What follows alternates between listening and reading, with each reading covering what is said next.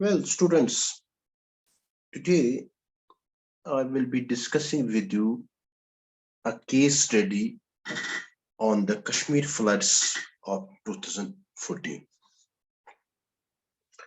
Basically, when we talk of different floods across the country, we cannot compare when these floods take the shape of a disaster, and these disasters they are not similar. When we talk of in terms of the adverse impacts on the affected community or the region, when we talk of flood disasters, basically they are very much different from other same kind of disaster. Now, talking of India in particular, the country is vulnerable to severe floods because it is because of its varied geographical and climatic conditions. The terrain and other conditions on ground basically aggravate the floods. We have got such a terrain that it aggravates the floods on ground. Now, we have seen when a flood it strikes a region, the affected region happens to be highly populated or it is commercially active, or for that matter, it is an industrial area. The impact or the blow of the floods is drastic, it is more. When we talk of recovery in these places, it takes a lot of time, and there is a lot of strain, severe strain, as far as the recovery is concerned. At the same time, we remember that every year India faces severe floods of one type or the other. There are river floods, there are coastal floods because of cyclones, tsunami. There are flash floods in the mountains. There is a cloud burst or monsoon rains, which ultimately take the shape of the floods. Now here I will be discussing with you one case, that is the Kashmir floods of 2014, so that you could understand the variety of the impact of the disaster of the floods on various amenities. And once we are able to visualize the problems, both short term and long term, then and then only we will be able to make analysis or mitigation measures in future to combat or to face such kind of a challenge. If we remember 6th of September 2014, the state of Jammu and Kashmir, it witnessed massive flood. And this massive flood, it compelled the people to remain stranded inside these submerged houses. As per one of the report, that about 2,500 villages across the Kashmir, they were affected. There were reports of people who died because of these floods, and there are a good number of houses that were destroyed because of this flood. Now we remember that on everyday basis, beyond 6th of September, the conditions worsened in a very few days because of there were severe rainfall, and due to this severe rainfall, the flood channels they overflowed, and this overflowing of these flood channels as well as the river Jhelum, it aggravated and ultimately led to the flood disaster.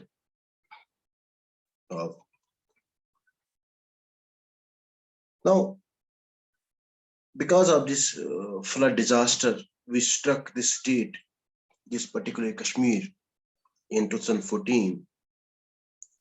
Three major hospitals, they were affected, they were submerged, and patients were evacuated. And if you may remember, after the outbreak of this flood, the water remained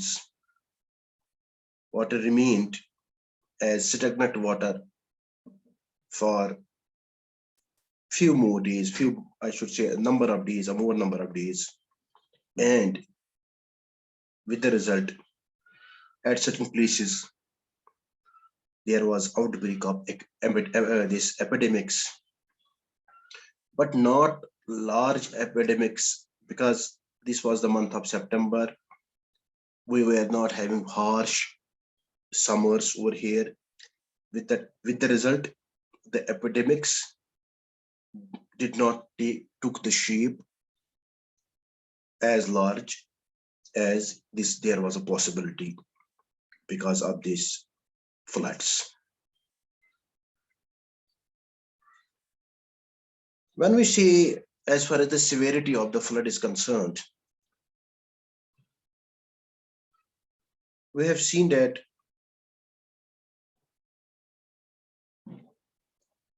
the bad weather plus high rainfall, there were many villages which were cut off due to the destruction of the only bridges and roads leading to those villages. And with the result, I can see that the rescue operations was almost impossible for a few days.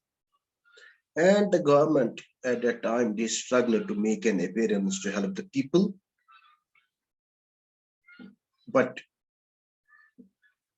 when we talk of in terms of the districts, 10 out of 22 districts were badly hit, with the districts in South Kashmir experiencing a severe devastation. Anantnag, Kulgam, Shupaya, Pulwama, all South Kashmir, these districts, they experienced severe devastation. They were completely inundated and were inaccessible for many days. Now, as per one of the estimate that about more than 5 million people were severely affected because of these floods. And during this flood, electricity and communication, it was completely shut down, and that led to there was no coordination, there was no evacuation, and there were these rescue operations were nearly impossible because of lack of this communication.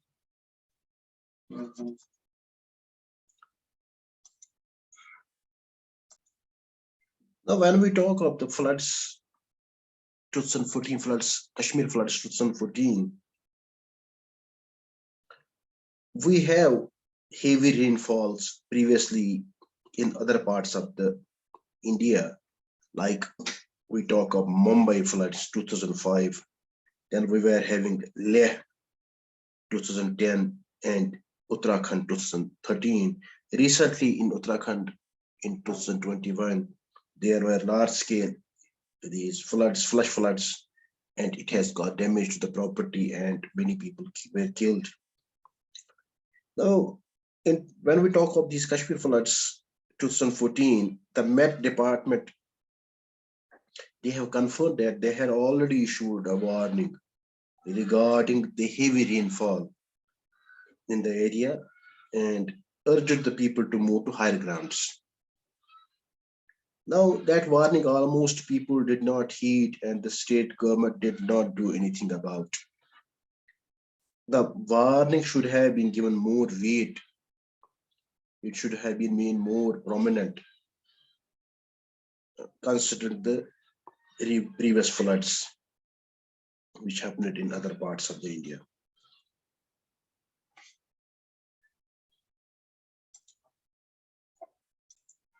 Now, when we talk of these floods, cause of these floods, we say this is basically there is a combination of several factors like intense rainfall was there, mismanagement. We have I have been discussing with you unplanned this urbanization and a lack of preparedness. We were not prepared. Now, when we talk of these impacts of these floods,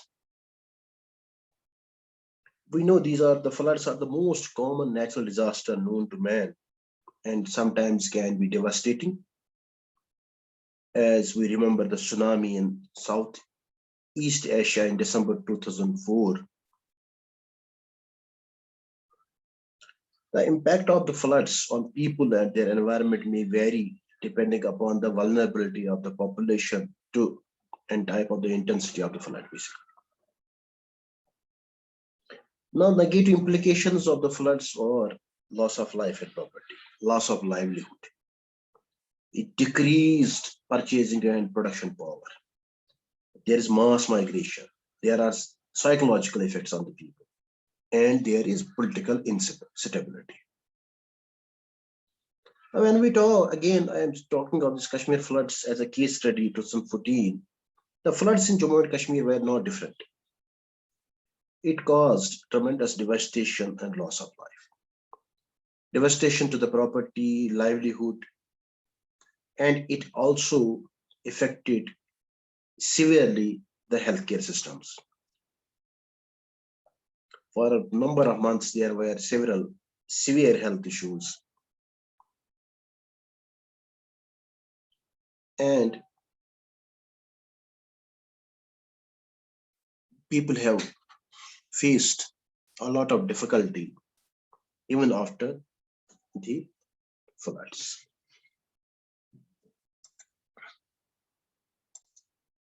Now, the devastating impact of this flood is visible in terms of the impact on its economy. The initial estimates which have been made by ASSOCHAM, that is Associated Chambers of Commerce and Industry of India, they have reported that there was an initial immediate loss of around 5,700 crores in Indian rupees, we can say 92 million US dollars. And these were the only initial figures. And it did not take into account the loss of financial wealth through the lack of productivity or loss of livelihood and the devastation to the private property. There are a number of other reports that how many houses during these Kashmir floods 2014 were hit. And there were reports also that how these kacha houses or non-concrete houses or pakka houses, in fact, they were damaged when there was a deluge. And there are also reports that over 10,000, more than 10,000 milk animals and 33,000 sheep and goat, they got perished in these floods. And there are also reports that tourism, infrastructure, and government, these residential colonies, they have also suffered losses to the tune of rupees 5,000 crore, Indian rupees, I meant to say.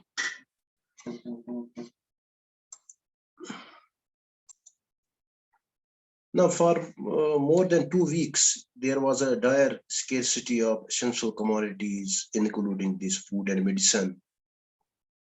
There were places still inaccessible by road, and it was taking much time to get to such places in terms of the supplies. The main markets were almost entirely destroyed in terms of this physical structure or the goods they carry at that time. Now, when we talk of the educational impacts, the floods have adversely affected the education infrastructure. In almost all the flood ravaged districts, and some schools where there was a need to rebuild, as they have collapsed or they have suffered to that extent that they could not have been used once again for the education purpose. There were schools which need major repairs.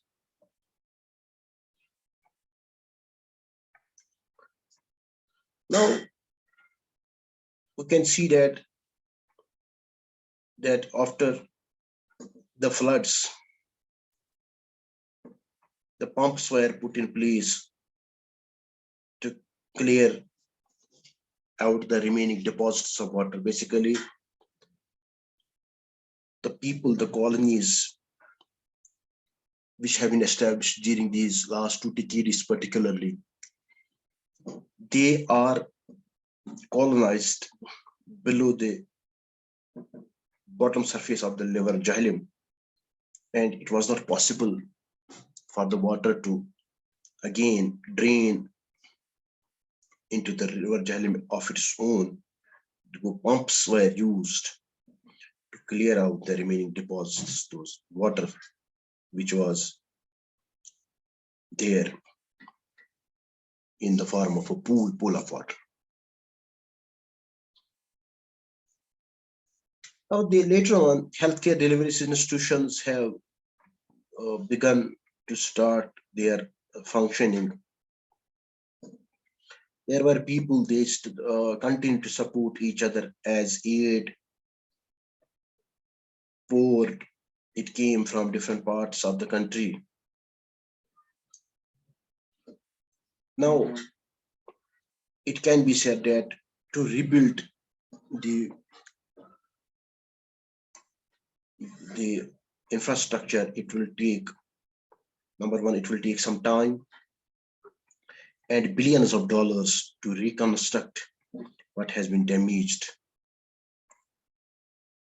Now, the next few years, 14 onwards, they are going to be crucial as people will struggle through possible epidemics, poverty, and hunger in the hope of things getting better.